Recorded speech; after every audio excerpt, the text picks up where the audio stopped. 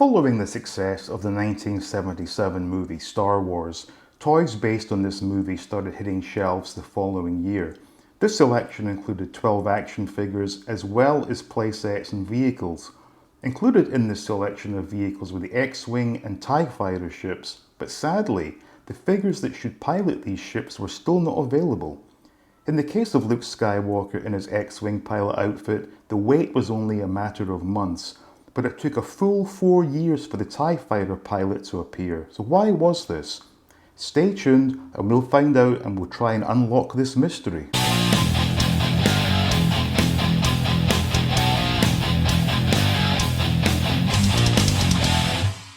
Welcome back. 1978 was a fantastic year for toys as it saw the introduction of one of the greatest toy lines of all time, Star Wars by Kenner.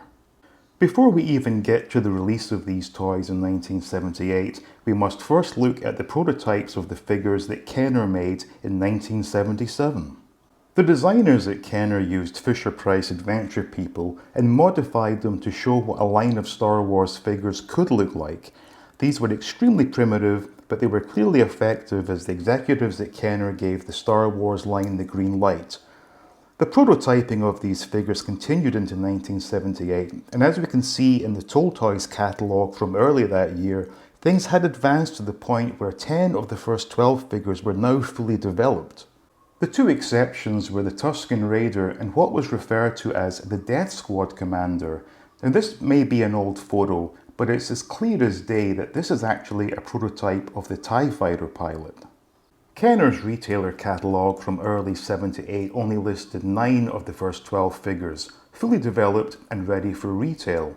The figures missing were the Jawa, Tusken Raider and the Death Squad Commander. However, a few months later, an updated catalogue from Kenner would show the full lineup of 12 figures and included what we now know as the Death Squad Commander. So what happened to the TIE Fighter pilot that we clearly saw being worked on? Well, the only answer I can come up with would be something along the lines of Kenner thinking it was more or less just a black version of the Stormtrooper, and with this being a brand new line, couldn't take the chance of customers only buying one or the other, and gave us a completely different figure in the Death Squad Commander.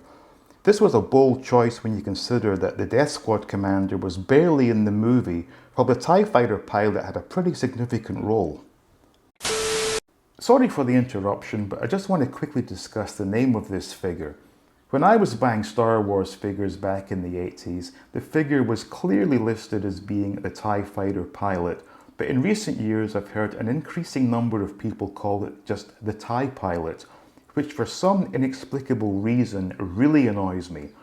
I don't know if it's laziness and the word fighter is just too much of an effort, or if it's along the lines of people being smart arses, because technically yes, these pilots also flew the TIE bombers and the TIE Interceptors.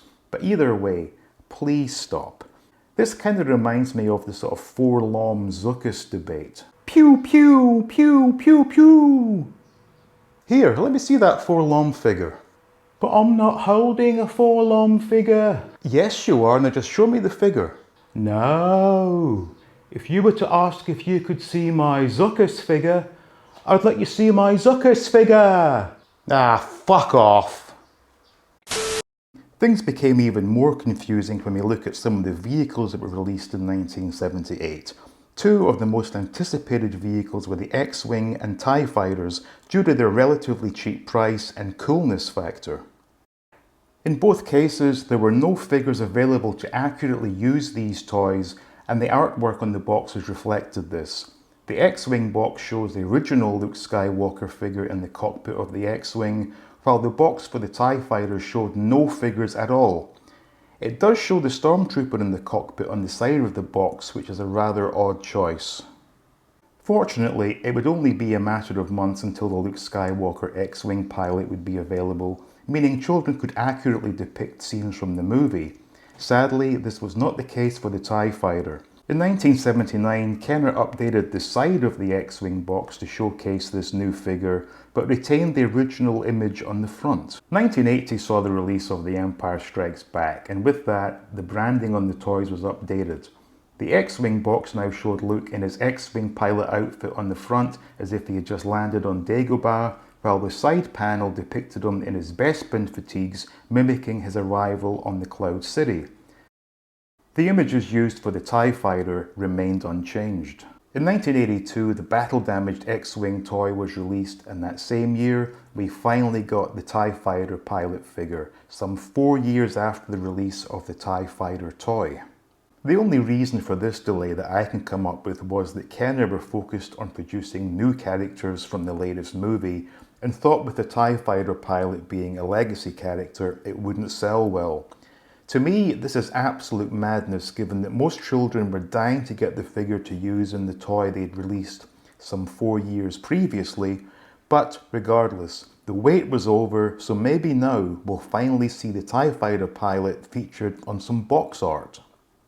Kenner gave us a battle-damaged TIE Fighter in 1983, which was just the original white TIE Fighter cast in blue plastic, along with some optional stickers to emulate battle damage. Once again, the front of the box doesn't feature any figures, but this time, the side panel inexplicably puts Darth Vader in the cockpit. By now, there's a clear pattern emerging where it looks like Kenner really hates the TIE Fighter pilot, but perhaps in this case the battle-damaged TIE Fighter was ready for the promotional shots before the figure was ready, but in all honesty, who the hell knows? In 1984 we got the final TIE-based vehicle in the form of the TIE Interceptor, so surely now was the chance for the TIE Fighter pilot to shine in the spotlight. Nope.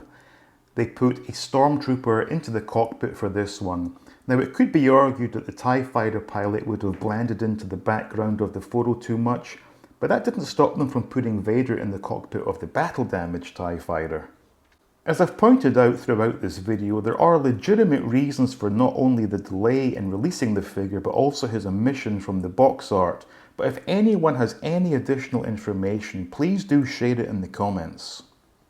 So there you have it, that was a look at the mysterious case of the missing TIE Fighter pilot, and as I just mentioned there, if anyone has any ideas as to why it took 4 years to get the figure to market, and then once he was available, why he never appeared on the box art, please do let me know in the comments. But as always, thank you so much for watching, hope you've enjoyed it, please be kind, leave a quick like, share the video, make sure you are subscribed, and I will see you all next time.